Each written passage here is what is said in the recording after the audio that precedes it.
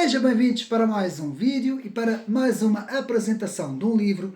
E hoje vamos falar sobre guerra espiritual. Sobre um livro que tem por título Guerra Espiritual e vamos fazer isso mais em termos espirituais, não é? Este vídeo vai ser mais, digamos assim, direcionado para os cristãos, não é? Para a igreja, mas também qualquer um pode ver o vídeo, portanto não tem problema nenhum. Mas nós hoje vamos aqui abordar temas dentro do foro espiritual, termos com isso as próprias escrituras sagradas e vamos, portanto, hoje deixar um pouco de lado o domínio temporal e vamos nos debruçar sobre o domínio espiritual. E com isso, eu vou apresentar aqui o livro de Oswaldo Lobo, que tem aqui um interessante trabalho, portanto, Guerra Espiritual, e com isso, este autor nos apresenta um estudo muito interessante, de facto, muito interessante sobre aquilo que nós falamos quando falamos em guerra espiritual. E este trabalho, que vai ser direcionado para a igreja, como eu disse, para os cristãos, nós temos que entender que nós, que somos cristãos, ou seja, acreditamos, temos a fé em Cristo como nosso Deus e Salvador, sabemos que neste mundo físico, neste mundo presente, nós vivemos uma batalha espiritual, que é isso que nós temos que entender. Nós vivemos uma guerra espiritual e mesmo aqueles que não são crentes e que só acreditam neste mundo e na matéria, não é? Que não acreditam em nada disso, também sabem que existe muita guerra neste mundo. Muito confronto. Quando eu falo aqui em guerra, é confronto. Nós estamos em constante confronto na nossa vida, não é? Na nossa vida pessoal. E é exatamente isso que este autor nos fala, mas este autor vai nos falar na parte espiritual e muitas vezes, mesmo até nas igrejas, muitas vezes não se fala o suficiente desta área, desta temática, que é a guerra espiritual, e é exatamente isso que este trabalho faz. E por isso eu vou já, como eu disse, separar o domínio espiritual do domínio temporal. Portanto, não vamos falar em nada de política, não vamos falar em nada de filosofia, não vamos falar em nada de todos esses, da história das ideias, da economia, dessas coisas todas que eu faço aqui no canal, e vamos olhar para o campo espiritual utilizando as escrituras, é que eu tenho aqui a Bíblia, não é? Vamos utilizar as escrituras sagradas e vamos mergulhar, portanto, nesta guerra espiritual. Mas antes temos que entender o ponto central, antes de iniciarmos este estudo na guerra espiritual, vamos entender o ponto central. A cruz de Cristo é o centro desta guerra.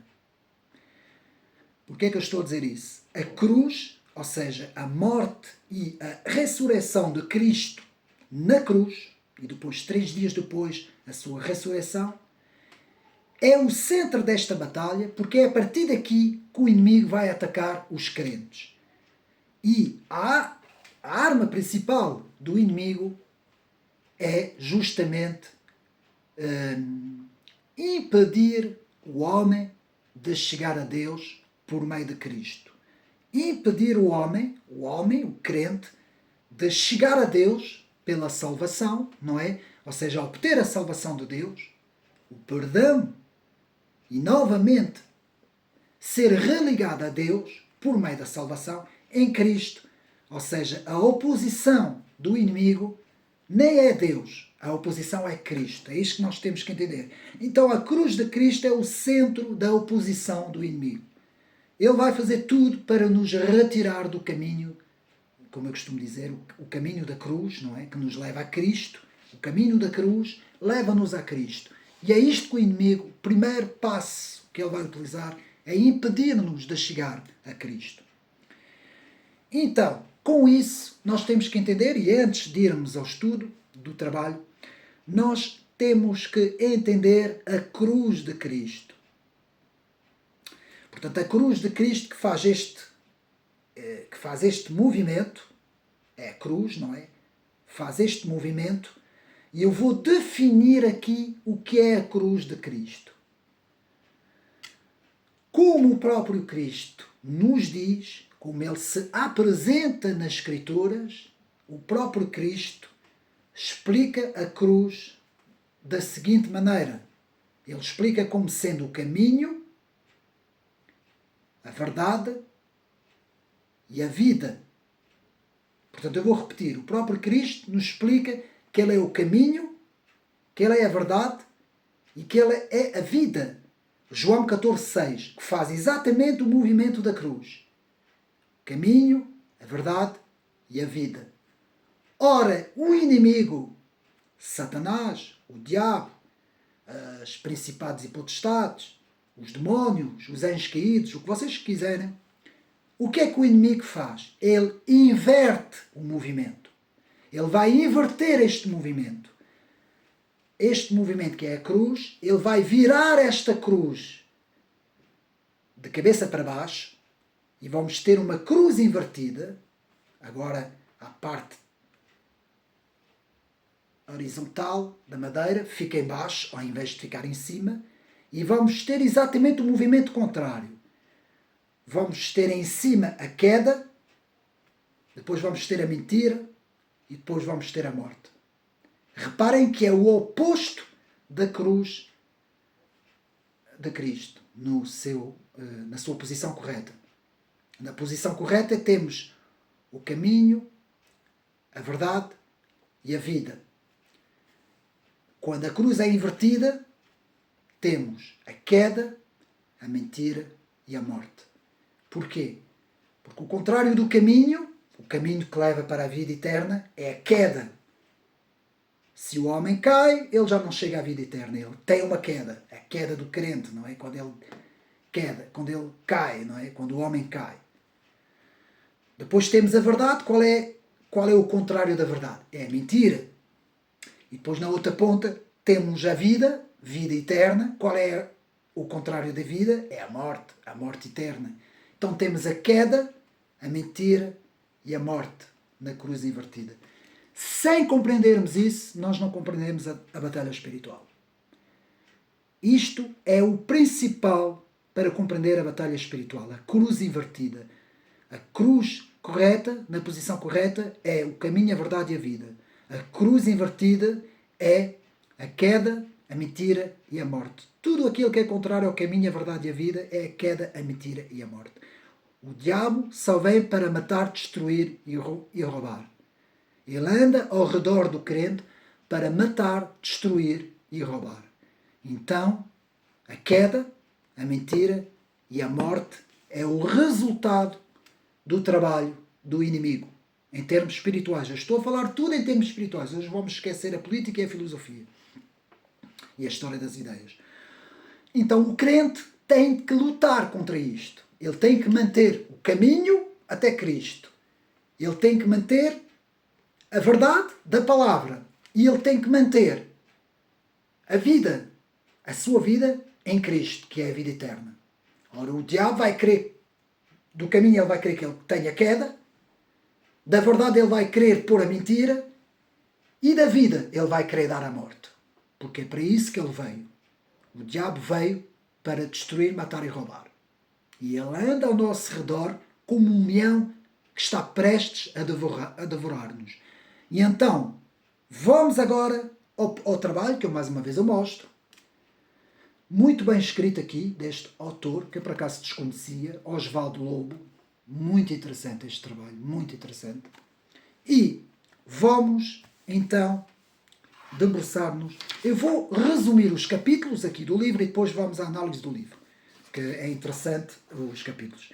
Temos o sumário e depois temos, portanto, a introdução, temos a libertação de cativeiros espirituais. Libertação de cativeiros espirituais. O ministério de Cristo. Saber que é por meio de Cristo que nós somos libertos. A verdade vos libertará. Portanto, a verdade, a liberdade só vem pela verdade e não o contrário.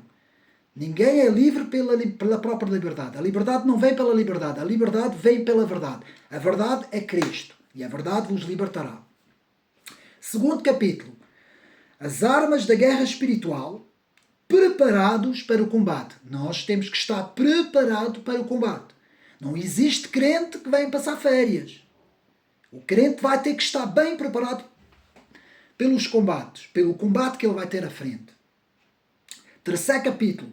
Batalha espiritual, o teatro das operações. Vamos ver como é que se desenrola, em que terreno se desenrola este combate, esta guerra espiritual. Quarto, intercessão espiritual, a oração como arma de guerra. Vamos ver como a oração é uma arma para esta guerra espiritual. Quinto, as leis da guerra espiritual. Princípios de confronto com as trevas. Nós estamos a confrontar-nos com as trevas. Atenção. Sexto, estratégias de vitória. A arte da guerra espiritual. Porque tem uma arte também. Sétimo ponto. Fortalezas espirituais. A estrutura da resistência maligna. Entendendo o adversário, nós compreendemos melhor esta guerra. Se eu estiver em guerra, eu tenho que compreender muito bem quem é o adversário. Quanto melhor nós entendermos o adversário e compreendermos quem é o adversário, nós mais estamos preparados para a guerra espiritual. Mas também não devemos somente ficando a ver o adversário em todo lado. Ou seja, vejo o diabo em tudo o que é sítio, também não. Mas temos que entender quem ele é. Oitavo ponto, jejum. Convidando Deus para o campo da batalha. Nono ponto, a batalha na mente, os mecanismos inconscientes da defesa. Tudo se joga na mente, nós vamos ver isso. Vamos ver ponto por ponto. E depois temos a guerra espiritual, as ferramentas da batalha. E depois terminamos, portanto, o vídeo com a conclusão que depois irei dar no fim. Bom, então, uma vez que compreendemos que a cruz de Cristo é o centro desta guerra, Cristo, ou seja, quando eu digo a cruz de Cristo, é o que ele veio, para que é que ele veio à humanidade, e todo aquele que sabe para que é que ele veio, e que crê pela fé que ele morreu para nos salvar. Isto é o primeiro ponto. A batalha, antes não existe batalha, porque antes a pessoa não é crente. Vive neste mundo, com os comes e bebes, com as coisas, com as loucuras deste mundo. Não está em guerra, porquê? Porque o inimigo não precisa de atacar aquela pessoa. Aquela pessoa já pertence a ele. Não é?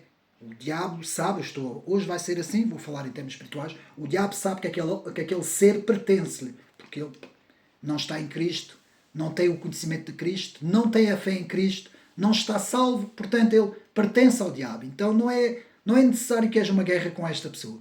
A guerra começa desde o primeiro segundo em que a pessoa converte o seu coração em Cristo. Quando a pessoa entrega o seu coração a Cristo, entregar o seu coração a Cristo, começa ali, mas é um processo que vai até o último dia da morte desta pessoa. Morte física.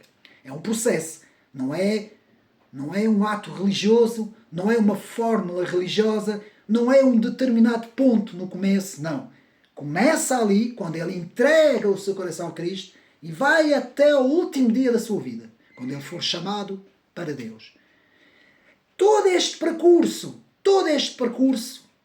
ele entra em guerra. Automaticamente ele entra em guerra com o inimigo. Porque a partir daquele momento, o inimigo vai fazer tudo para destruí-lo. E qual é a destruição? Tirá-lo daquele caminho. Tirá-lo do caminho de Cristo. É por isso é que a cruz de Cristo é central. Por isso é que quando Jesus diz o caminho, a verdade e a vida, o diabo vai tentar a queda, a mentira e a morte para tirá-lo daquele caminho. Então, uma vez que percebemos isso, vamos entrar agora no trabalho, na guerra espiritual em si mesma. Primeiro, temos que entender que existe no campo espiritual Existe umas hostes acima de nós. Quando eu digo acima de nós, é no campo espiritual. Há uma batalha. De um lado temos o exército de Deus, espiritualmente, e temos o exército do diabo. Vou falando assim para compreendermos melhor. O exército do diabo são anjos caídos. Estes anjos caídos têm uma função, uma missão dada pelo diabo. Eles vêm à terra, eles chegam aos homens, chegam ao contacto com os homens, não fisicamente, porque isto é espiritual, por meio dos chamados anjos caídos ou espíritos imundos. Eles são imundos porque eles carecem da glória de Deus, carecem da santidade de Deus, carecem, portanto, de tudo aquilo que faz os atributos de Deus. Eles não têm nada, eles não são como os anjos, eles são anjos caídos. Neles se acha a escuridão, a malignidade, a imundície. E eles estão naquele estado e querem estar naquele estado. Eles não são como os homens. O homem pode se arrepender e pode querer se humilhar perante Deus e querer a salvação, não é? Aceitar a salvação pelo seu livre-arbítrio. Os demónios não. Eles sabem que estão naquele estado, eles sabem que têm pouco tempo, resta pouco tempo, e a função deles é esta: impedir o homem de chegar a Cristo. Se vocês tiverem um papel e uma caneta, escrevam: impedir o homem de chegar a Cristo ao longo da sua vida. Desde o momento em que ele se entrega a Cristo até a sua morte física, é impedir que ele chegue a Cristo. E com isso, os espíritos imundos têm muitas estratégias. Eles são muito inteligentes. Eles sabem como fazer. E eles sabem como passar rasteiras aos crentes. Agora vou falar dos crentes, não estou a falar das pessoas do mundo. Então, entendendo a infiltração espiritual, é por isso que aqui Oswaldo Lobo começa com isso. Entendendo a infiltração espiritual. Porque eu sei que há crentes que dizem assim: mas eu tenho o Espírito Santo em mim, não posso ser possuído, não posso ser infiltrado, comigo não acontece nada porque tenho o Espírito Santo em mim. Ai daquele que pensa assim. Atenção, isto é o princípio da queda. Nós sabemos que a palavra nos diz: ai daquele que pensa que está em pé, porque é o primeiro que vai cair. Não. Nós temos que entender. E aquele que diz: não, ser possuído, os não crentes é que são possuídos. Eu meditei durante muito tempo sobre isso. Eu estudei muito sobre isso. E eu cheguei a uma conclusão. E eu vou explicar esta conclusão com este copo. Vamos imaginar que este copo, a água que está neste copo, é o Espírito Santo. Quando o corpo, a alma e o espírito, portanto o corpo e a alma, está cheio do Espírito de Santo, o chamado Espírito Santo. Temos aqui este copo. Bom, ele agora está cheio, não é? Não vou beber só um bocadinho. Mas vamos imaginar que eu bebi a água toda. Eu bebi a água toda e o copo ficou vazio. Pronto, imaginamos que o copo ficou vazio. Quando o copo está vazio, o corpo e a alma, o corpo está vazio, o copo está vazio, o espírito não está no copo. Vamos imaginar que o copo representa a nossa alma, o nosso corpo e alma, não é? Nós somos corpo e alma. O copo está vazio, o Espírito Santo não está no copo. Ora, nós sabemos que a natureza, isto é até física e ciência, nós sabemos que a natureza, por si mesma, ela tem horror ao vazio. Nada fica vazio, meus amigos. Se este copo não tem o espírito dentro dele, que é o corpo e a alma, alguma coisa vai preencher este copo. E aqui é que começa o perigo. Nós só somos possuídos se estivermos vazio do Espírito Santo. Aí existe o perigo de sermos possuídos. E vou dizer porquê.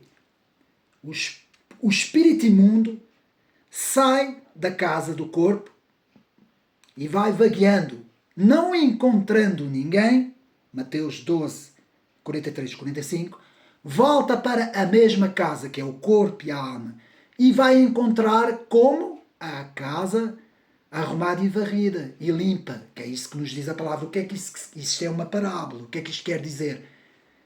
Quer dizer Quando ele volta, o copo está vazio, não tem a água que significa o Espírito. Eu espero que esteja a ser bastante explícito naquilo que eu estou a dizer. E se ele encontrar o copo vazio, ele chama mais 7 outros espíritos com ele. E o que é que vai acontecer? Aquele copo vai transbordar, vai se tornar 1000 vezes pior do que antes. Estão a perceber o que é que eu estou a querer dizer? Este é o perigo desta batalha espiritual. E agora o que é que eu quero dizer com isso? O crente, vou dizer quais são as armas do crente, para ficar sempre cheio do Espírito, para não ficar vazio do Espírito, ele tem que fazer o que eu vou dizer a seguir. Ele tem que ter essas armas, tem que ter esses... Isto pode acontecer a qualquer um de nós, a começar por mim. E como existe este perigo, se eu me afastar de Deus, da fé, da palavra, da oração, de tudo o que diz respeito à minha vida cristã, eu vou esvaziar o meu corpo do Espírito e eu vou dar asas para que o maligno venha e que ele traga mais 7 espíritos com ele. Mas isto só acontece se eu esvaziar o meu corpo e a minha alma. E como é que eu faço para esvaziar o meu corpo e a minha alma? É deixando a Cristo, deixando a fé. Isso acontece muito. Isto não acontece assim de repente, meus amigos. Isto é um processo. A pessoa vai lendo menos a Bíblia, a pessoa vai orando menos, a pessoa deixa de jejuar, começa a ir menos vezes à igreja, aos poucos vai esvaziando. Assim como eu aos poucos estou a beber esta água, não é? Aos poucos, o Espírito Santo vai deixando essa morada e vai ficando vazio o corpo e a alma. E é aqui que o inimigo ataca. Isto é um dos principais pontos como começa o livro. Portanto, o espírito imundo volta com mais 7. O espírito imundo que volta para casa e que encontra a casa vazia e leva consigo outros 7 espíritos ainda mais imundos. Página 6. Logo uma advertência na entrada. Na entrada do livro temos logo uma advertência. Então, o corpo com o Espírito de Deus, o Espírito Santo, o corpo sem o Espírito de Deus, o corpo vazio. Já vimos esta situação. Sabemos que os não crentes não têm o Espírito. Sabemos. Eles não têm o Espírito. O diabo não quer saber deles porque eles já pertencem ao diabo. O que o diabo quer somos nós. Nós é que somos as presas. Nós é que somos o alvo. Nós é que somos, portanto, aquilo que ele quer. Porque ele não pode atingir a Cristo. Ele não pode, e muito menos a Deus. Ele não pode. Nem pode atingir o Espírito. Então ele vai atingir os homens. Aqueles que seguem a Cristo. Não é? Então, como então vamos entender a palavra libertação? A libertação. Libertação contra as forças do mal. A libertação contra estas forças do mal. Existe uma libertação contra isto. Para nos ver livre dos ataques do inimigo. Porque também conseguimos, mas eu vou explicar. Mas atenção, existe outro perigo.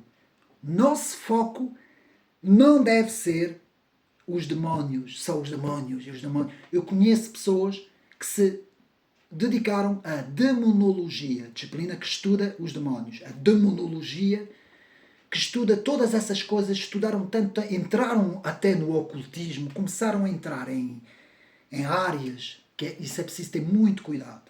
Eu não sou muito disto, nunca fui, nem sequer sou. Existem os dons, nós vamos ver que existem dons, Deus capacita cada um por meio de dons, e há realmente crentes e ministros dentro da igreja que têm o dom de expulsar demónios, não é? A Igreja Católica chama isso exorcistas, não é? Eles têm o dom de expulsar. Eu nunca fui muito virado para este campo. Há pessoas que são viradas, eu sou mais virado para o campo intelectual, para o campo doutrinal, para o campo dos estudos, não é? Das coisas. Mas há pessoas que estão vocacionadas para essas coisas. E elas existem e há pessoas vocacionadas para isso. Mas temos que ter, para chegar onde eu queria dizer temos que ter muito cuidado quando nós caímos, porque há pessoas que têm esse dom e que depois ficam completamente viradas para aí. E começam a ver diabo o diabo nos quadros, na porta, na televisão, nos livros, no sofá. Eu vou às compras, vou comprar pão e vou comprar leite, eu vou trazer o pão para casa e o leite. Eu tenho que orar impondo as mãos em cima do leite, em cima do pão, porque eles podem vir, os objetos podem estar endemoniados, não é? Trazerem coisas, como é que se diz, negativas, não é? Portanto, não podemos também cair num extremo de que tudo está debaixo do diabo e endemoniado. Porque senão não conseguimos viver. A própria roupa, a comida, até o oxigênio que eu vou respirar está endemoniado. Não é? Quer dizer, não podemos cair na loucura de ver o diabo em tudo e em todos. Não. Então, temos que também fazer a diferença, nem 8 nem 80. Estar ali no meio termo, entender que o nosso foco não deve ser os demónios, que é isto que o Osvaldo nos diz. Não é? O Osvaldo Lobo nos explica, portanto, que o nosso foco não deve ser nos demónios. O nosso foco deve ser Cristo. Eu devo ter o foco em Cristo. Devo de passar a minha vida a orar a Cristo, a falar com Cristo, a pensar em Cristo, seguir a Cristo, e todas as coisas que vão entrar na minha casa automaticamente ficam debaixo do poder de Cristo. Por exemplo, quando eu comprei este livro que eu comprei no Brasil, e agradeço lá a igreja que eu fui, que é a Igreja Atitude, lá em Vitória, eu comprei o livro lá. Agora, sei perfeitamente, e vamos imaginar que o livro esteve na mão de pessoas que não eram crentes. Vamos imaginar, conjecturar, desculpa. Vamos conjecturar que o livro esteve nas mãos de pessoas endemoniadas, pessoas que não estavam em Cristo, que lidavam com bruxaria. Pode acontecer. E com o ocultismo e quiseram estudar como é que o crente... pode acontecer. Eles pegaram no livro. Automaticamente, se eu estou em Cristo, o livro entra, eu comprei o livro, ele vai para mim.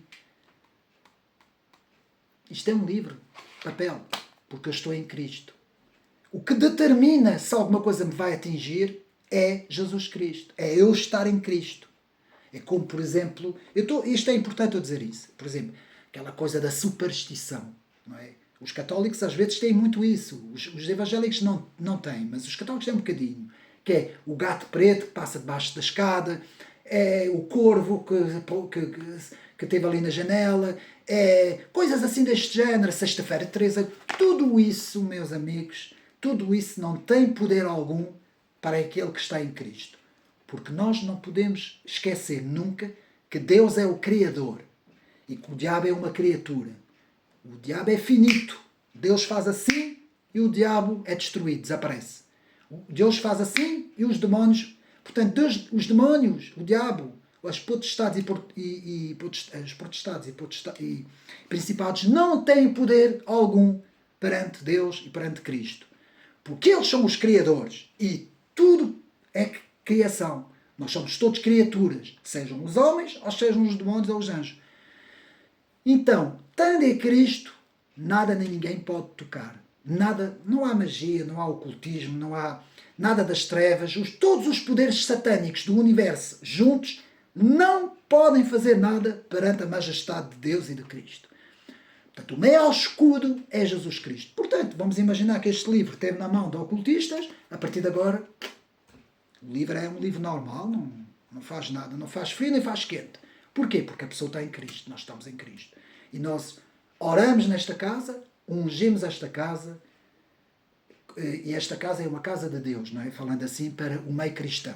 Então, é isso que nós temos que entender. Não focar apenas a nossa mente nas coisas do diabo, nas coisas satânicas, mas focar-nos em Cristo.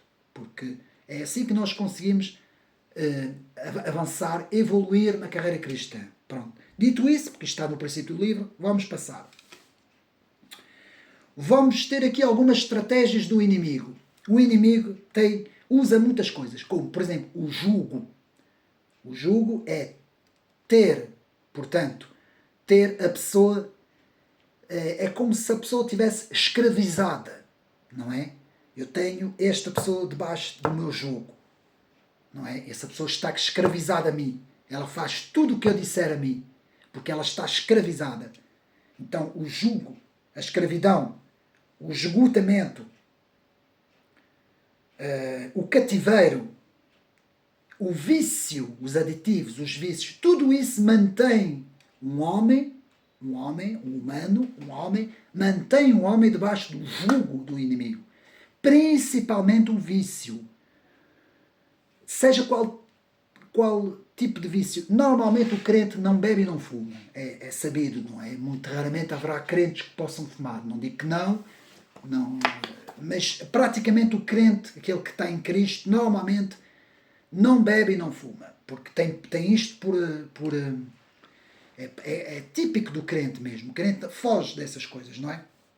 Mas há outros vícios. Pode haver vários vícios. Por exemplo, a gula, a comida, comer aquilo que não deve. Isso acontece. O olhar, ver aquilo que não deve. Isso acontece nos crentes. Hoje existem muitos crentes que caem na pornografia. Muitas vezes caem por acidente, mas caem. Está a ver? E outras coisas, outros tipos de vícios também. O jogo. Eu conheci um crente que ele próprio dizia que tinha esse problema. Às vezes caía no jogo. E era crente. Como é que um crente pode cair no jogo? Não é? Essas coisas acontecem. Nós temos que ter o saber essas coisas. Tudo isso são factos. E provém do espírito maligno. Provém do inimigo. São estratégias para atingir. São portas abertas. São brechas. Que muitas vezes o copo, daqui a bocado vai estar vazio, porque eu estou a beber água, não é? Aos poucos. O copo vai dando brechas. Vai mostrando brechas para as setas, os dardos inflamados do inimigo. Porque eles entram aqui também. Se não houver água, eles entram, não é? Bom, então, quais são os frutos do inimigo? Do chamado espírito imundo. Isso temos que saber, temos que o conhecer. Não temos que pensar 24 horas sobre isso, mas temos que saber, temos que ter este conhecimento. São os vícios, o alcoolismo, o vício do cigarro, são a corrupção, amor ao dinheiro, o orgulho, a fornicação, a apostasia, a pornografia que existe nos crentes, atenção, a prepotência, porque isto também há muitos crentes com isso, acham-se superiores aos outros. Há muitos crentes que acham que tiraram cursos superiores de teologia nos seminários e acham que são mais que os outros. A mentira, mentirazinho, o crente mentiu ali, mentiu aqui. Depois a mentira vai se tornando hábito na vida desse crente, não é? O adultério também existe na vida do crente. A vingança, a ganância, a gula, a falta de perdão, o pecado oculto, aquele pecadinho, um pecadozinho que temos e que ninguém sabe. A avareza, a rebeldia, enfim, são os traços principais que são as características dos espíritos imundos, as brechas, para eles entrarem na vida do crente. E temos que identificar isto tudo para podermos criar barreiras, uma barreira que impede a entrada destas coisas. Eu vou explicar como. Eu vou explicar isso, meus amigos. Nós somos pecadores, não há um justo nem sequer um. Todos pecaram, todos estão destituídos da glória de Deus. Nós somos como trapos imundos, nos diz a palavra. Mas o alcoolismo, o vício do cigarro, a corrupção, o orgulho, a fornicação, a apostasia, a pornografia, a prepotência, a mentira, o adultério, a vingança, a ganância, a gula, a falta de perdão, o pecado oculto, a avareza, a rebeldia, tudo isso pode ser parado. Pode bater numa parede e não entrar no crente. Como? Eu vou explicar. Mesmo nós sendo pecadores, vamos continuar a pecar, mesmo nós sermos trapo imundo, nós somos trapo imundo ao pé do Espírito, da santidade de Deus nós somos, ao pé de Cristo nós somos, mas mesmo nós, se quisermos, se quer dizer eu, o meu livre-arbítrio quiser, nada disso entra. Eu vou explicar aqui por meio do livro de Oswaldo. E a própria palavra nos diz tudo. Então, como é que isso acontece? Como é que eu faço para tudo aquilo que eu li não me atingir? Visto que eu sou mortal, que eu sou pecador, que eu sou humano, que o meu corpo inclina-se para o pecado, inclina-se para o mal. Como é que eu vou fazer para me ver livre de tudo aquilo que eu li agora? Destes atributos todos do maligno, que são atributos todos do maligno, se nós estudarmos os atributos do diabo, também se estuda os atributos de Deus, mas também podemos estudar os atributos do diabo em termos teológicos. Vemos também que tudo isso que está aqui são atributos do maligno. Como é que eu vejo-me livre? Como é que eu crio um escudo invisível, espiritual, para todos esses atributos, que são atributos, não é? São atribuídos ao maligno, como é que eles esbarram-se no meu escudo? É difícil, não é? Tudo aquilo ali é muita coisa. Como é que acontece? Temos em Efésios 6, 11, 12 até 19, temos a armadura de Deus. E a capa deste livro é exatamente isto. A guerra espiritual. E vemos aqui uma armadura. Reparem como o autor teve a inteligência e o cuidado de pôr aqui um guerreiro com uma armadura. É exatamente isso. E qual é esta armadura? Efésios 6, 12 a 19. A armadura de Deus. Revesti-vos de toda a armadura. Se eu tiver a armadura de Deus, eu vou resistir a toda a armadura. Eu vou resistir a todas as investidas do inimigo. O inimigo não me pode atingir. Ou seja, o alcoolismo, o vício do cigarro, a corrupção, o orgulho, a fornicação, a apostasia, a pornografia, a prepotência, a mentira, o adultério, a vingança, a ganância, a gula, a falta de perdão, o pecado oculto, a avareza e a rebeldia não conseguem atingir-me. Eu não vou ter nada destes atributos do maligno. Não vou, porque eu vou ter um escudo. Posso, ao longo da minha vida, levantar-me com os pés de fora, gritar com alguém, chatear-me. A pessoa não é livre dessas coisas. Mas pelo menos essas coisas principais vão bater no meu escudo. Não vão entrar. Vou fugir dessas coisas. Vou fugir da concupiscência dos olhos, não é? Da concupiscência dos olhos. Vou fugir de todas essas coisas que somos bombardeados o dia todo com isso. A armadura de Deus. E esta é, de facto, a nossa arma principal. E vamos ver qual é a armadura, tintim por tintim. Antes, porém, eu quero dizer aonde se origina esta guerra espiritual. Antes de irmos à armadura, ponto por ponto, vamos ver aonde se origina esta guerra espiritual.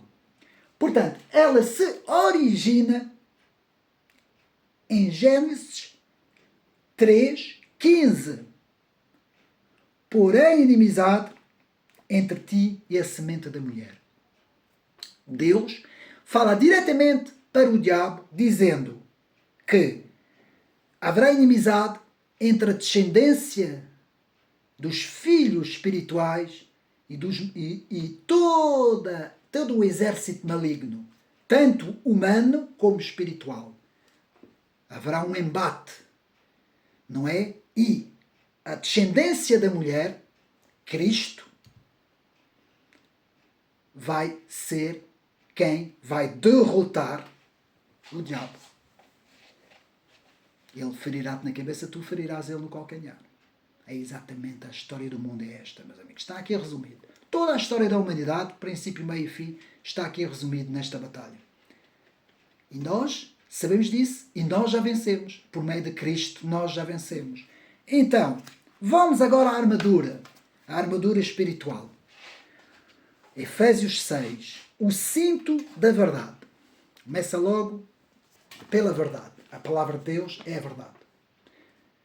Aqui ninguém me vai atingir porque eu tenho a verdade. Cristo veio, morreu por mim, pelos meus pecados, para que eu tenha a vida eterna.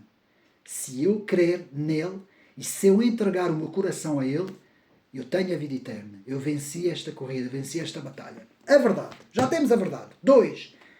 A couraça da justiça. Portanto, o cinto da verdade. Pois, a couraça da justiça. Eu em mim sei a justiça. Já sei qual é a justiça. A justiça é a justiça de Deus. A justiça de Cristo. as botas do Evangelho da Paz. Meus pés vão calçar a palavra de Deus. Aí, o Evangelho da Paz. A verdadeira paz que Cristo nos dá. Ele não nos dá os sermos livres das aflições. Ele nos dá a sua paz. O escudo da fé, a minha fé. Vou ter um escudo, não é? Aqui o escudo da fé. Este escudo aqui, do guerreiro, não é? Da armadura. O escudo é a minha fé. E é justamente para mim uma das mais importantes. Porque a fé em Cristo, se eu tiver a fé firme em Cristo, se eu tiver a fé em Cristo, fé firme em Cristo, eu vou desviar-me do alcoolismo, desviar-me dos cigarros, do vício dos cigarros e das drogas. Não é? Aqui não está as drogas, o autor esqueceu-se. Desviar-me do vício da corrupção, do orgulho, da fornicação, da apostasia, da pornografia, da prepotência, da mentira, do adultério, da vingança, da ganância, da gula, da falta de perdão, do pecado oculto, da avareza e da rebeldia. Com o meu escudo da fé, eu vou proteger-me dessas coisas todas. Essas coisas todas, estes dardos, essas setas vão bater no meu escudo e vão fazer ricochete, vão para trás. Não me atingem. Depois, o capacete da salvação. Revesti o capacete que me traz a salvação. Eu sei que este capacete leva-me à vida eterna, leva-me a Cristo. E depois, a espada do Espírito. A espada, a minha espada, a minha boca, o Espírito. Eu vou, com isso também, transmitir esta armadura a um outro homem, a um outro ser, a um outro humano. Eu vou dizer, esta armadura, tu também podes ter esta armadura. Deus te dá esta armadura de graça.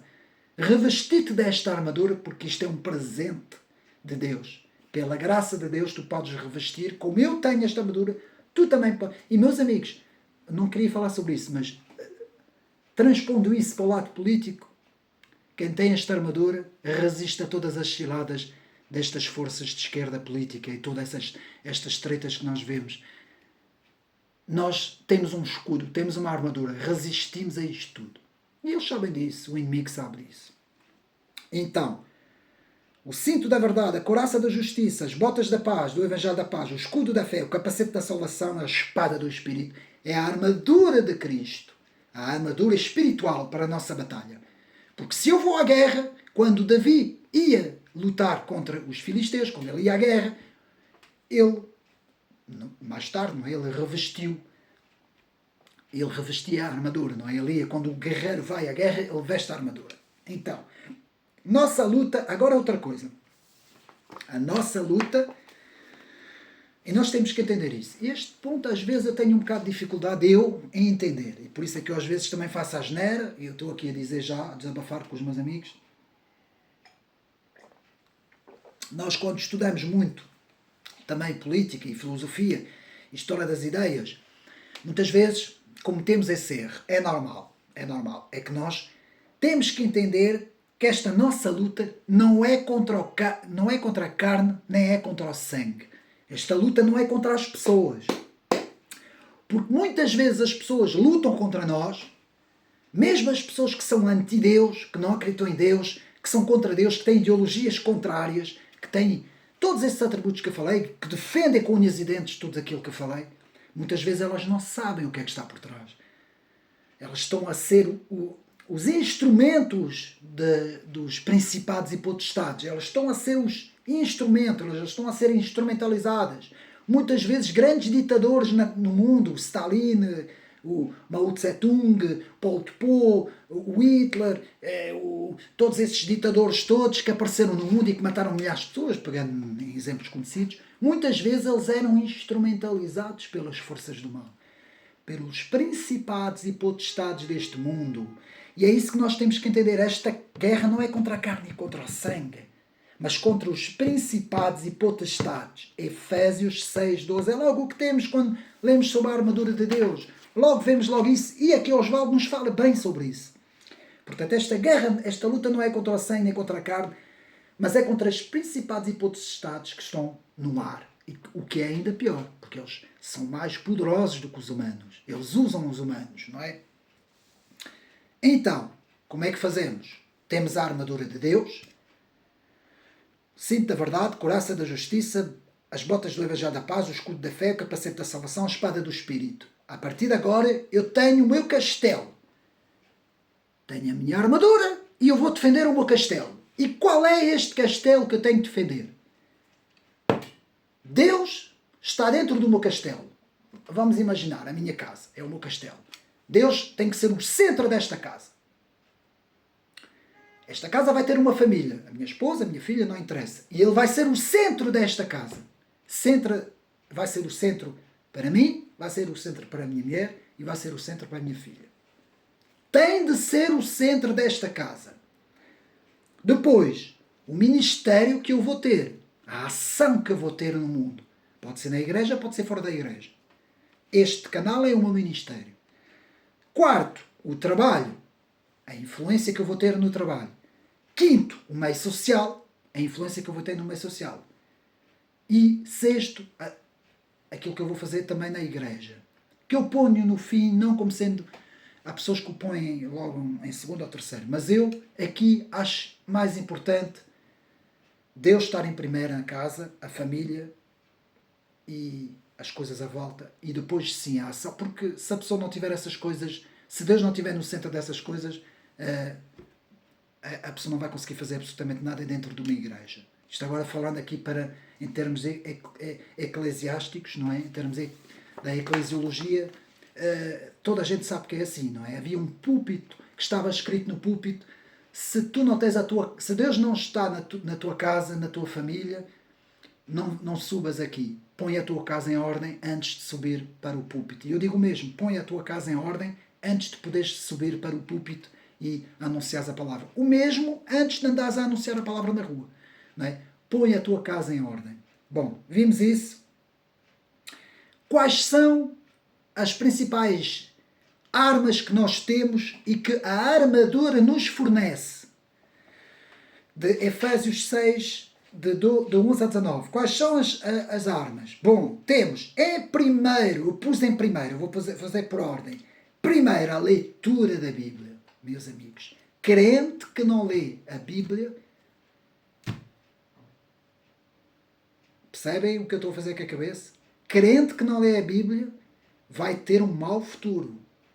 Porque é a ausência da leitura da Bíblia que nos afasta de Deus. Eu vou voltar outra vez ao copo. O copo vazio vem 7 espíritos imundos a ocupar o copo vazio. O que é que impede o copo de estar vazio? Primeira coisa, a leitura da Bíblia.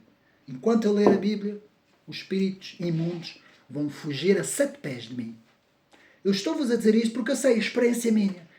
Enquanto eu fizer uma leitura da Bíblia, alguns vão dizer: epá, não tenho tempo, trabalho, tenho dificuldades em ler, leio uma página. Eu conheço crentes na igreja que me dizem: eu leio uma página e não consigo, não me concentro. Se tem dificuldade, ok, ninguém vai obrigar ninguém. Há filmes sobre a Bíblia, mesmo até documentários com os versículos. A pessoa está sentada e está a ouvir. Há Bíblias em áudio. A pessoa mete um fone na cama e está a ouvir a Bíblia em áudio. É a mesma coisa, não é a mesma coisa, é melhor a leitura, mas também é uma forma da pessoa poder, portanto, é ler a palavra, ouvir e ler.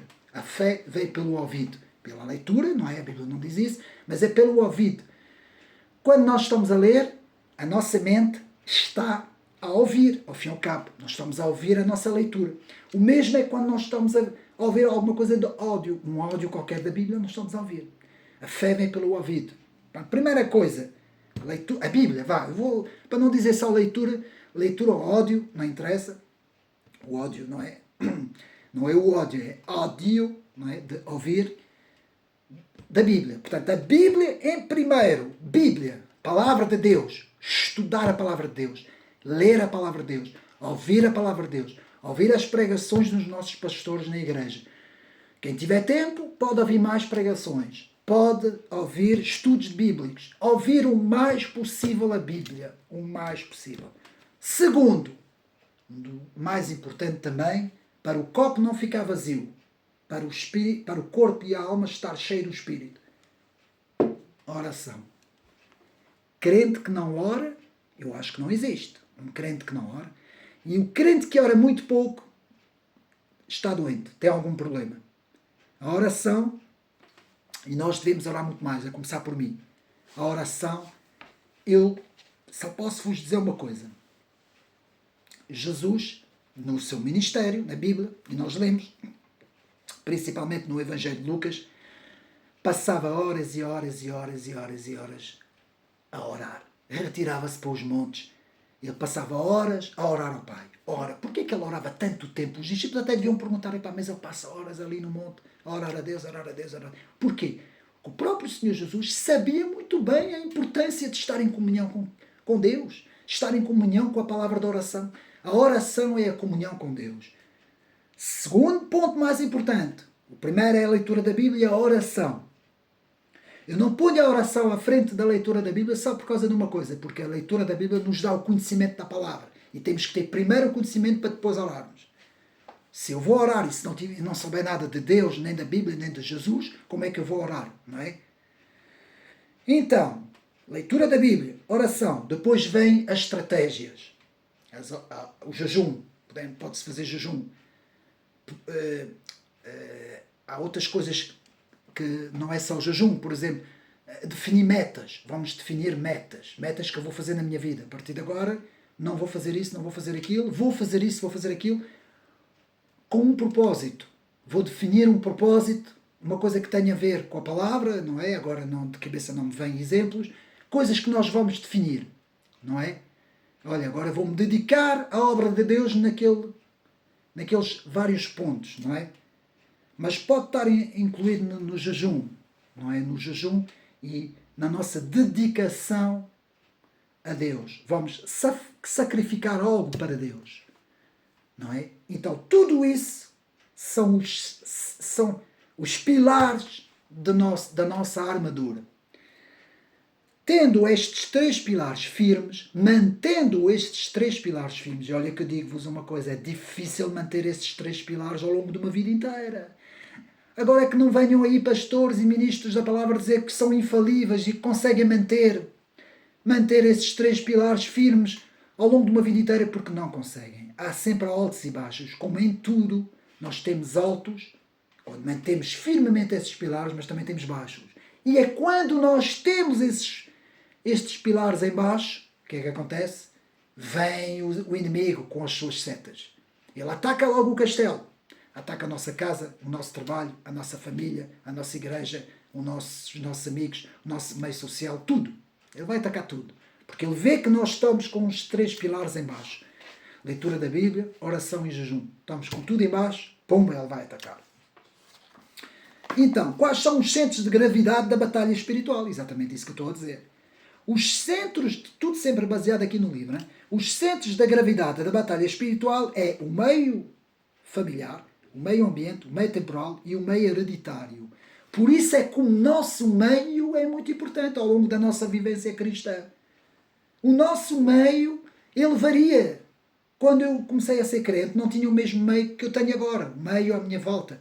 Este meio é o meio familiar, o meio ambiental, o meio temporal, ou seja, a época em que eu me encontro, e o meio hereditário, o que é que eu herdei dos meus antepassados. Estão a perceber? Agora é que já vimos isso, passamos a outro ponto. Os avisos de Deus, Deus nos dá também avisos. Nos dá avisos em sonhos, nos dá visões, nos dá sinais. Temos que saber essas coisas todas e interpretar de forma correta, pedindo sabedoria a Deus. Peça sabedoria a Deus, que Ele a todos a dá com sabedoria. Mas peça com sabedoria, que Ele a todos a dá livremente, de graça. Mas peça-a com sabedoria. Os avisos de Deus. Outra coisa, estudar a Bíblia e aproveitar o estudo da Bíblia estudando os atributos de Deus. Para mim é a coisa principal. Há quem diga que há pessoas que gostam de estudar a escatologia, doutrina dos últimos tempos. Passam a vida a ler o Apocalipse, estudos sobre o Apocalipse. Fazem bem, fazem bem. Não estou a dizer que não é mau. Não estou a dizer que é mau, estou a dizer que fazem bem. Mas para mim o principal é os atributos de Deus. E sabem porquê? É simples, é fácil. Porque os atributos de Deus é a perfeição de Deus, a sua santidade, a sua justiça, o seu amor, a sua perfeição, todos os atributos. E estudando os atributos de Deus, nós temos uma bússola, temos um mapa, temos uma referência. E é mais fácil tentar transportar isso para nós, tentarmos nos guiar pelos atributos de Deus, os atributos de Cristo, saber que eles têm esta perfeição, eu não tenho, nem ninguém tem, mas o que é que eu vou fazer? Vou estudar esses atributos, porque vai-me elevar. Eu vou ser elevado por esses atributos, elevado espiritualmente, não é ser mais que as pessoas, é elevar-me em termos espirituais, pelo estudo dos atributos de Deus. Ou seja, a imagem de Cristo. Se eu quero ser a imagem de Cristo, eu tenho que estudar a imagem de Cristo. E eu não estudo o suficiente a imagem de Cristo. E por não estudar suficientemente a imagem de Cristo é que às vezes nós caímos espiritualmente, não é? Depois a qualificação dos intercessores, a libertação por meio de imposição da palavra e por meio da imposição de mãos, aquilo que eu disse ainda há bocado. Existem pessoas vocacionadas para isso, não é um ministério, mas há pessoas que são vocacionadas para isso, a imposição das mãos. Eles têm esse dom espiritual e eles utilizam este dom para também fazer a obra de Deus, e eu entendo. Portanto, orar a todo o tempo, vigiar a todo o tempo, ler e estudar a palavra a todo o tempo, pronto para o serviço cristão a todo o tempo. Agora, vamos estudar o inimigo, porque eu disse que era importante estudarmos o inimigo. Quais são as características do inimigo? As principais características, as setas e os dardos inflamados que ele nos envia, que nós temos que, pôr o escudo, não é? Primeiro, inimigo número 1, é o medo. A palavra medo, M-E-D-O. E o crente também tem medo. Aquele crente que disser Superman, como diz o Silas Malafolha, não é? Super crente, não é? Não existe, meus amigos, não existe. O medo é característico da nossa essência. Nós temos medo. Temos medo de tudo. Temos medo que haja um sismo. Temos medo quando acordamos, às vezes, na cama. Não venham aquele dizer eu sou super crente e não tenho medo de nada porque eu estou em Cristo. Ele pode até ter pouco medo. Ele pode ter pouco medo. Mas ele também tem medo. Mesmo estando em Cristo. Meus amigos, Pedro é o maior exemplo. Alguém, ele e o João, os apóstolos, foram os que mais chegados a Cristo foram. E viram o que Pedro fez. Renegou 3 vezes a Cristo. O medo que ele teve. E os outros também todos tiveram medo. Todos tiveram medo. Todos têm medo. E todos temos medo. É característico. É normal. Não há hipótese. Não podemos fugir disso. Então, isso o inimigo sabe bem disso. Ui, como ele sabe. E como ele joga com isso. Como é que vencemos o medo? A oração em Cristo. É a única forma de vencer o medo. E a oração em Cristo, de joelhos, as mãos no ar, nos permite deixar de ter medo. Porque Deus envia o poder, porque a oração chega, por meio do Espírito, chega a Deus, e Deus envia o seu poder a nós. A sua consolação e principalmente a sua paz, porque é a paz que nos vai tirar o medo. Não há outra forma, é a paz que nos vai tirar o medo. 2. O desconhecimento do adversário. Desconhecer o adversário. Desconhecer aquilo tudo que eu disse ainda há bocado, meus amigos. Desconhecer que ele age pelo álcool, pela droga, pelos vícios, pelos cigarros, por todos os vícios. Ele age pela corrupção, pelo amor ao dinheiro. Olha, os crentes são atingidos muitas vezes com isso.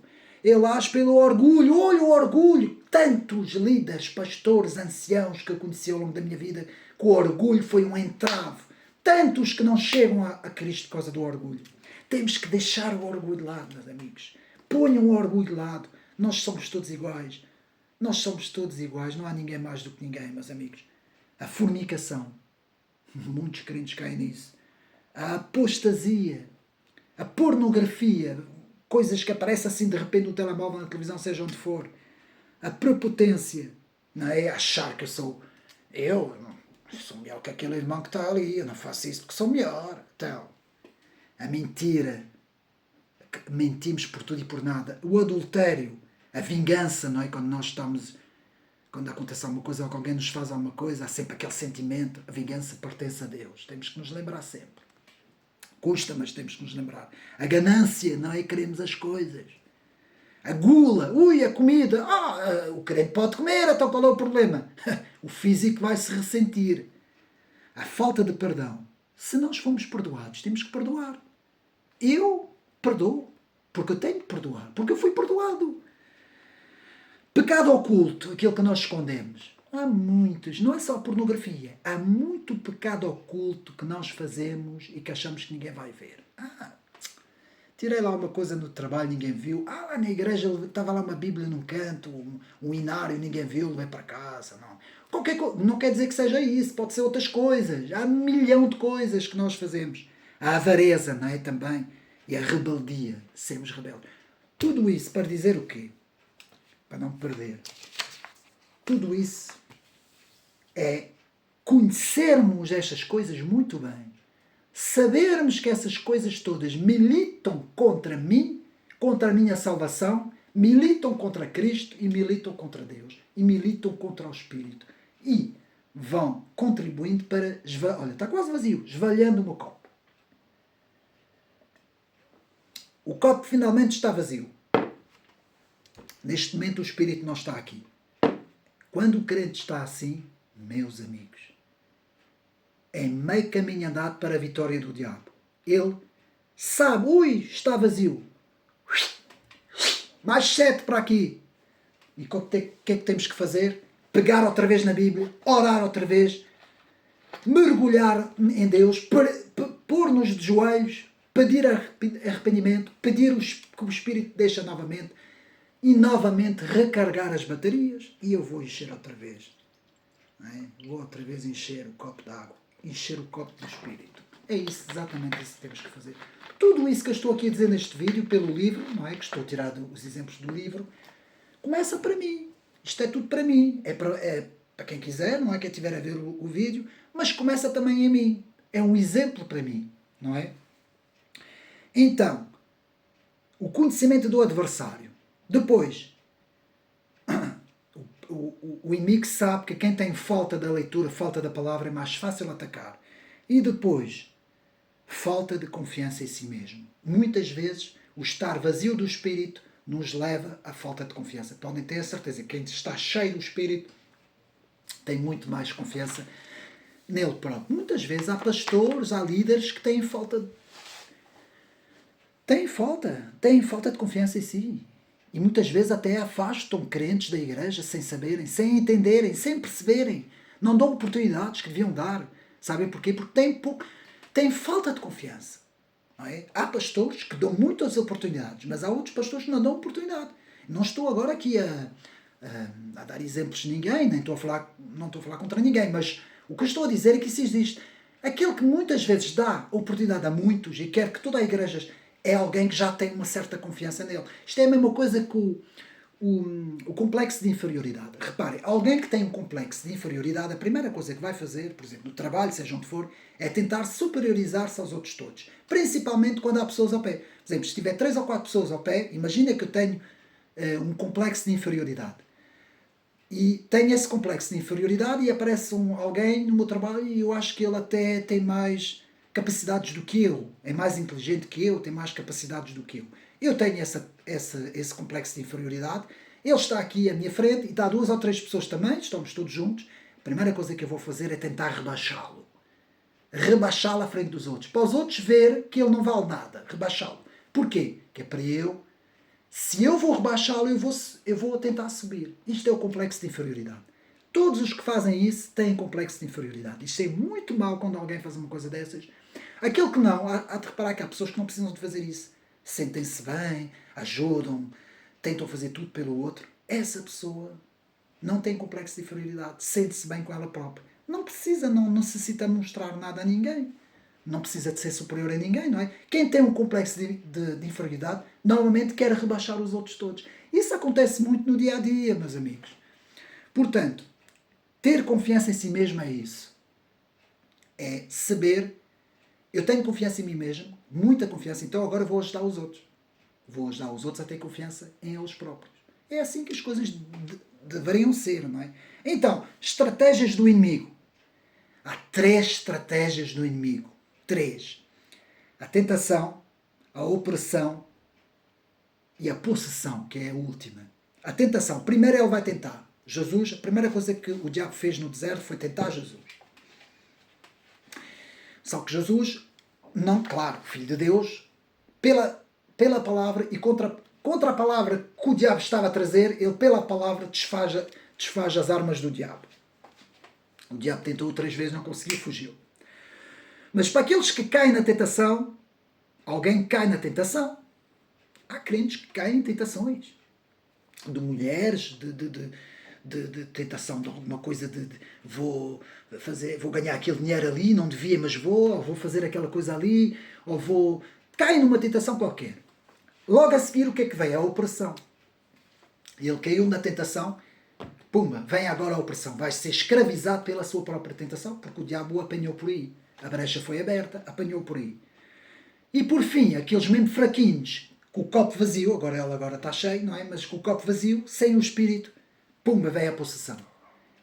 Copo vazio, corpo e alma sem o Espírito Santo, pode acontecer uma possessão, meus amigos, porque eu já ouvi crentes dizer, não, o crente não pode ser possuído. Mentira, o crente, enquanto tiver o Espírito Santo, não é possuído. O crente, se deixar de ter o Espírito Santo, pode perfeitamente ser possuído. A própria Bíblia nos dá a entender isto. Claro que a maior parte dos crentes tem o Espírito Santo, não é? E é o escudo, é a barreira. O diabo não pode nada contra isso. Mas atenção ao longo da carreira cristã, muita atenção a isso. Agora, o domínio territorial. O diabo também tem domínio territorial. Como, por exemplo, recentemente eu fui ao Brasil e senti uma coisa estranha quando saí do avião. Isto é apenas um desabafo. Uma coisa estranha que eu não senti aqui em Portugal. Talvez tenha a ver com isso. O domínio territorial. Porque o diabo também tem os seus domínios territoriais.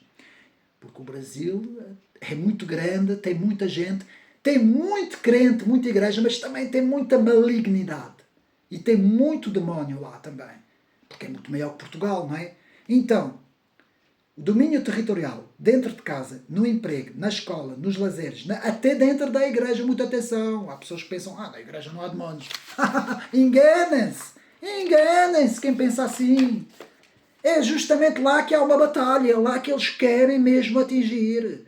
As maiores batalhas são na igreja. Agora, muitas vezes os pastores conseguem expulsar. Muitas vezes toda a igreja junta em oração consegue expulsar. Mas é lá que se dá a batalha. Não é só... Os demónios não querem saber. Não é numa casa de prostituição que eles vão estar. Não é dentro de uma discoteca que eles vão estar. Só se eles tiver lá um crente e eles quiserem apanhar. Não é? Percebem onde é que eu quero chegar? Portanto, muita atenção a isso.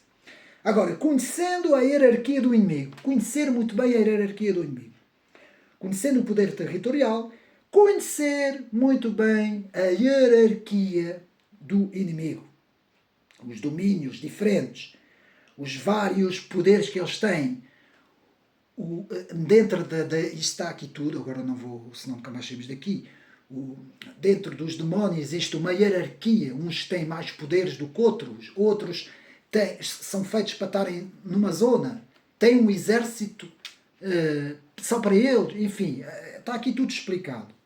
Depois, as várias fortalezas do inimigo, o que é que são? Fortalezas difíceis de vencer, só por oração e jejum, como o próprio Cristo fala com os discípulos, não é? Os espíritos malignos resistentes, Mateus 17:18, não puderam ser expulsos, não é? O próprio Jesus fala, mestre, porquê é que não conseguimos expulsar? E o próprio Jesus responde, há espíritos imundos que só conseguem ao fim de muita jejum e oração, não é? Portanto, muito cuidado que o inimigo também é perigoso. Sabemos que nós, em Cristo, temos a vitória. Nós em Cristo, porque ninguém pode... Reparem, os demónios fugiam a 7 pés de Cristo. Eles sabiam quem ele era, sabiam que não tinha hipótese. Aqueles demónios todos de legião, que eram muitos, pediram para irem para os portos, porque sabiam muito bem o poder, a autoridade que Jesus tem. Não é uma autoridade intocável. Ninguém podia... Só tocam em Jesus quando Deus diz está na hora de tocarem nele para a salvação dos crentes. Na cruz. Agora chegou o momento. Até lá, nunca jamais o diabo podia juntar todos os exércitos do universo. Estou-me a arrepiar ao dizer isso. Nos 3 anos de ministério de Jesus, ele estava intocável. Ele eles queriam mandar pedras, ele passava por eles não mandavam pedras. Não. Porque não estava ainda determinado o momento de ir à cruz. Para ver a autoridade suprema de Jesus Cristo na terra. Não é? Portanto, resumindo, o poder do jejum, o poder da oração, o poder da leitura da palavra, o poder da obediência à palavra e a Cristo. Estes são os frutos da armadura de Deus. Os frutos de um crente vencedor em Cristo, que combateu o bom combate, que chegou ao fim da sua carreira e que tem o galardão à espera lá no céu, na vida eterna. Leitura da palavra, leitura, oração, poder da oração, poder da palavra, poder da oração, poder do jejum, poder da obediência à palavra e a Cristo.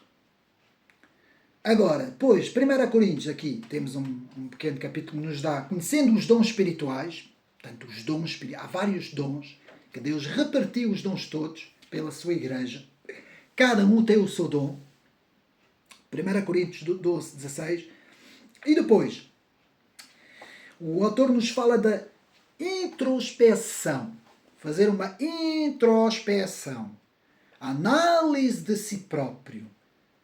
Se estou em Cristo ou se eu não estou em Cristo. Se eu tenho o copo cheio ou se eu não tenho copos, ou se tenho o copo vazio.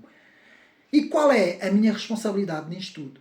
Ou seja, eu tenho que ser autorresponsável. Então, pegar num papel e numa caneta, sentar sem ninguém um dia, sem ninguém, sentar sozinho, orar e depois pegar numa caneta e um papel, fazer introspeção de mim mesmo. Será que estou em Cristo ou será que eu não estou em Cristo? Tenho o espírito cheio em mim ou tenho o corpo e a mente e o corpo e a alma vazio? Não tenho o espírito em mim. Pensar, parar, o que é que eu tenho feito na minha vida? Como é que me tenho relacionado com as pessoas à minha volta? O que é que eu tenho feito no meu trabalho? O que é que eu tenho feito com a minha esposa ou com o meu esposo? O que é que eu tenho feito com os meus filhos? O que é que eu tenho feito na igreja? O que é que eu tenho feito com os meus amigos? O que é que eu faço sozinho? Será que eu oro? Será que eu leio a palavra o suficiente? Como é que é o meu papel? Quais são os meus frutos? Fazer isso tudo, escrever isso tudo, fazer uma introspeção, uma análise de mim próprio, para ver se eu estou bem ou se não estou. Isto ajuda muito, meus amigos. Não é só nas coisas do conhecimento, é também nessas coisas. Então, a batalha é na mente. Estamos a acabar já. A batalha dá-se na mente. Toda a batalha está na mente. O exército do inimigo, as brechas, ele vai tentar atacar na mente. E eu vou-vos provar isso. Querem ver? O alcoolismo é a mente. Vícios de cigarro, tudo a mente. Vícios da droga, tudo a mente. A corrupção começa na mente, à vontade. O orgulho, a mente. Fornicação, começa na mente, os meus olhos. A apostasia, a mente. Pornografia, os meus olhos, a mente. Prepotência, é a minha mente que se acha melhor. A mentira, é a minha mente. O adultério, a mente. Vingança, a mente. Ganância, a mente. Gula, é a mente que dá os sinais elétricos para eu ter fome. Há mais. Falta de perdão, a mente. Pecado oculto, a minha mente, que esconde muito bem escondido. A avareza, a minha mente. A rebeldia, a minha mente. Se o meu coração estiver em Cristo, a minha mente será de Cristo. A minha mente e o meu coração têm que estar em Cristo. E têm que ter o Espírito Santo em mim, cheio do Espírito Santo. A batalha é na mente. Expulsar o pecado dessas coisas todas, que aquilo é tudo pecado que eu li, expulsar o pecado começa na nossa mente. Expulsando o pecado. As brechas começam na nossa mente. Todas as brechas, elas começam na nossa mente.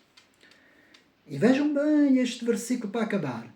Mateus 6, 22. Se todos os teus olhos forem bons, todo o teu corpo será luminoso. Mas se todos os teus olhos forem maus, grande será, tenebroso será, escuridão grande será os teus olhos. A alma. Os olhos são a porta da alma. Quem vê a Cristo, Quem quer ver a Cristo, quem procura com os seus olhos a Cristo, tem os olhos luminosos. Quem procura tudo isso que eu disse, o pecado, tem os olhos tenebrosos. Grandes trevas serão a sua alma e o seu corpo e a sua mente, não é? Mas se todo aquele que procura com os seus olhos a Cristo, de todos os seus olhos, de todos os seus ouvidos, de toda a sua boca, de toda a sua mente e de todo o seu coração, procura a Cristo, este será o segredo da vitória. O segredo da vitória, nos diz Osvaldo Lobo, ele diz que o segredo da vitória é estar completamente em Cristo. A vitória é estar em Cristo. Segredo, vou repetir, da vitória é estar em Cristo. O segredo da batalha espiritual é estar em Cristo. Revesti-vos da armadura de Deus, estando em Cristo. O segredo da vitória é estar em Cristo. Meus amigos, era isso. Portanto, eu cheguei ao fim do livro. Depois, no fim, há um questionário, há várias coisas. Não é preciso agora aqui no vídeo falar sobre isso. Há muitos livros assim, não é só este, atenção. Osvaldo Lobo, JR, Guerra Espiritual, Estágios da Guerra Espiritual, Treinamento Avançado da Batalha Espiritual. Portanto, já é um treinamento avançado. Eu espero ter conseguido aqui, mais ou menos, resumir o trabalho. Isto não é fácil, meus amigos. Isto é uma guerra que nós estamos a viver.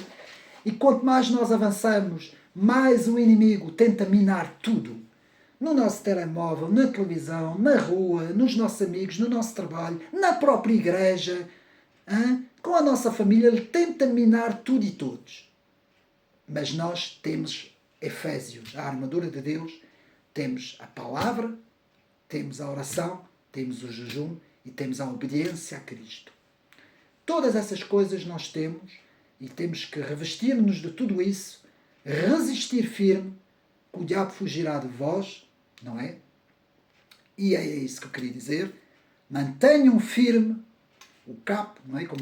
Como os franceses dizem, o cap de bateau, do arco.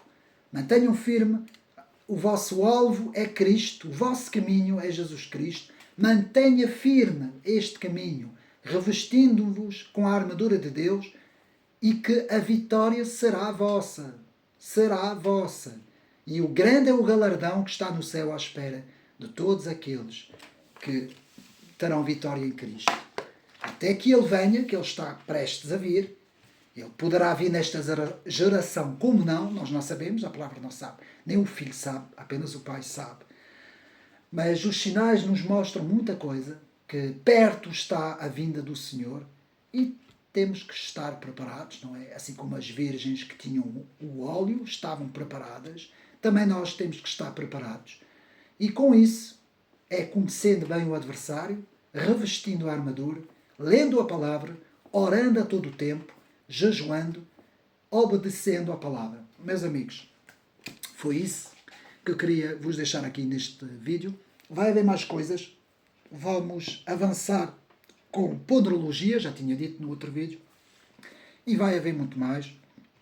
Tenho ali tanta coisa, meus amigos, para apresentar, que não sei como é que vou fazer, mas vou ter que fazer isso. Esta é a missão deste canal, um canal que apresenta livros dentro de várias áreas, como hoje, por exemplo, dentro da espiritualidade, da teologia, da palavra de Deus, também na filosofia, também na ciência política, também na história de Portugal, também em várias outras áreas. Este é na literatura também, nas obras, enfim, este é um canal de conhecimento para utilidade de todos aqueles que buscam o conhecimento a várias áreas, e espero estar a conseguir fazer isso aqui neste canal. Já vai fazer 6 anos este canal, ainda tem pouco tempo, mas já vai 6. Vai a caminho dos 6.000 subscritores. Ainda tem pouca gente comparado com outros canais, porque isto não é fácil, não é apresentar livros. Muitas vezes são vídeos compridos, citando muitos apontamentos. Há muita gente que não tem paciência. As pessoas hoje nem 5 minutos de vídeo conseguem ver, quanto mais 2 horas, não é? Mas eu não abdico deste formato, não abdico desta missão, e vou continuar com esta missão. Também tenho aqueles cortezitos pequenos dos vídeos, não é? De 15 segundos, para muitas vezes também poder também apresentar a mais pessoas, chegando a mais pessoas. Ajudem este canal também. Este canal não está monetizado, não ganho absolutamente nada com isto. Estou a pensar futuramente em mudar aqui neste canal, mudar as coisas. Não ganho absolutamente nada com isto. Eu estou a fazer mesmo um trabalho cívico, um trabalho para a sociedade, praticamente de graça, mas faço isso com muito prazer, com muito amor, com muita vontade, com muita dedicação. Às vezes erro, que é natural, há erros, principalmente devo de melhorar o meu inglês, não é? Também a minha língua, principalmente o português, porque eu tive muitos anos, nasci em França e vivi muitos anos em França, e quando eu cheguei a Portugal nem uma palavra de português eu sabia, e hoje falo perfeitamente o português, e graças a Deus tenho conseguido estudar muito, ler muito, bastante. Sabe, para vocês terem uma ideia, eu chego a ler um livro por dia, é muito puxado, mas tem que ser, tem de ser, e não é que eu faço todos os dias, não é? Mas muitas vezes eu consigo fazer. Não é fácil porque tenho que retirar apontamentos, tudo isso dá muito trabalho, não tenho absolutamente ajuda de ninguém mesmo, ninguém me ajuda em nada. Faço isso mesmo sozinho, mas faço isso, não me estou a queixar, atenção, é um desabafo. Faço isso mesmo com alegria e pronto, era isso que eu queria vos dizer. Então, um abraço, bem-aja a todos.